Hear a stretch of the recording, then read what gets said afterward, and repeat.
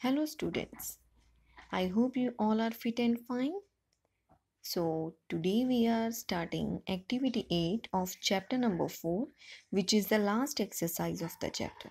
So let's start. Estimate each of the following by rounding off to the nearest tens. अब estimate का क्या मतलब होता है? Estimate का मतलब होता है कि हमें एक्चुअल ना देखकर उसका, जिसको हिंदी में बोलते हैं अनुमान लगाना। जैसे अब हम घर में कोई चीज़ आपके पेरेंट्स लेने जाते हैं और वो वहाँ से 46 रुपीज़ की कोई भी चीज़ खरीदते हैं, तो वो घर में हमें ये नहीं आकर बताएंगे कि 46 रुपीज़ की हमने ये चीज़ खरीदी है। वो हमें कहते हैं कि 50 रुपीज़ का तो ये पूरा सामान आ गया, तो उसको बोलते हैं राउंड नंबर्स। तो उसको बोलते हैं राउंडिंग नंबर्स, एस्टीमेट लगाना। तो आज हम इसका ही एस्टीमेट फाइंड आउट करेंगे। ये अलग अलग होते हैं, कोई टेंस के केस में, कोई हंड्रेड्स के केस में, कोई थाउजेंड्स के केस में। तो आज मैं आपको इस वीडियो में टेंस और हंड्रेड्स का एस्टीमेट कैसे लगाते हैं ये बताऊंगी। तो इसको ध्यान से देखिएगा और ध्यान से सुनिएगा। Here we have in A part 45 plus 56. 45 rounded off to the nearest tens. चलिए मैं आज आपको ना सिर्फ इस एक क्वेश्चन की ही डायग्राम से रिप्रेजेंटेशन बताऊंगी, जैसे कि आपको इजीली समझ में आ जाएगा। 45 है, तो ये 45 जो है हमारे पास 40, 41, 42, 43, 44, 45, 46, 47, 48, 49, 50 ऐसे ही एक नंबर लाइन होती है जिसमें 45 जो है वो 40 और 50 के बीच में लाई करता है। तो हम ये देखते हैं कि जो 45 है वो यहाँ पे लाई करता है। अगर तो ये 45 के लास्ट वाला डिजिट, अगर हम टेंस के नियर देख रहे हैं तो आपको लास्ट वाला डिजिट, अगर ये इसके पीछे 5 है या 5 से कोई भी बड़ा नंबर जैसे 46, 47 आ जाता है, तो ये हमेशा 50 के नियरेस्ट होगा। अगर ये 45 ना होकर 44 होता, 43 होता, 42 होता, तो ये 40 में लाई करता। तो इन चीज़ों का आपने ध्यान रखना है। यहाँ पे जैसे हम देख रहे हैं कि 45 rounded off the nearest tense, तो ये 45 50 के नियर हुआ ना, तो हम यहाँ पे इसका एस्टिमेट लिख देंगे 50।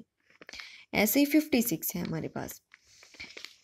56 में अब हम देखेंगे कि 56 जो है वो 50 और 60 के बीच में लाई करता है।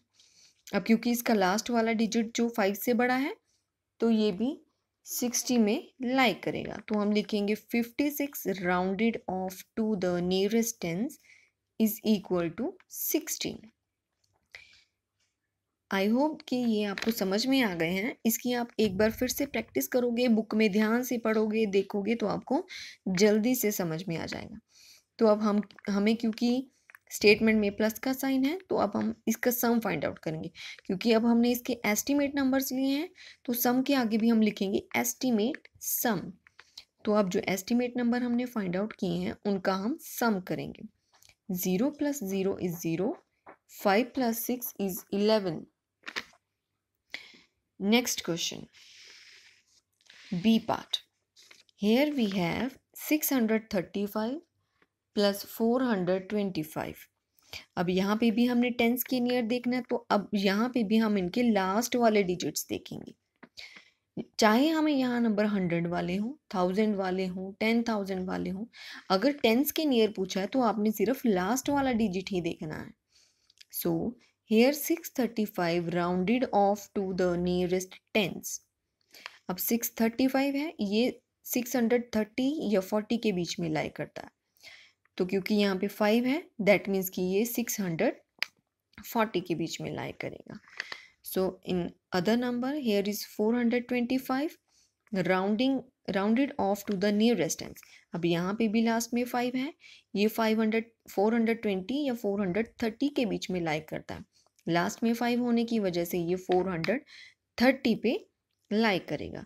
सो now we will find the estimate sum. So 0 + 0 will be 0 here, 4 + 3 7, 6 + 4 10 over here.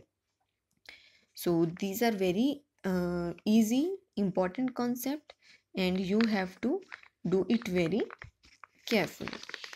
So in the next question, that is second question, estimate each of the following by rounding off to the nearest tens.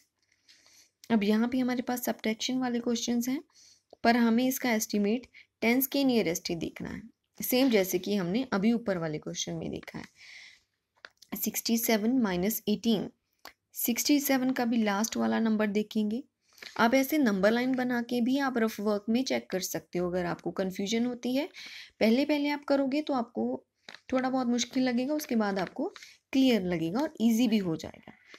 67 rounded off to the nearest. अब 67 है, ये 60 और 70 के बीच में लाई करता है, क्योंकि last वाला डिजिट 7 है तो ये 70 पे लाई करेगा.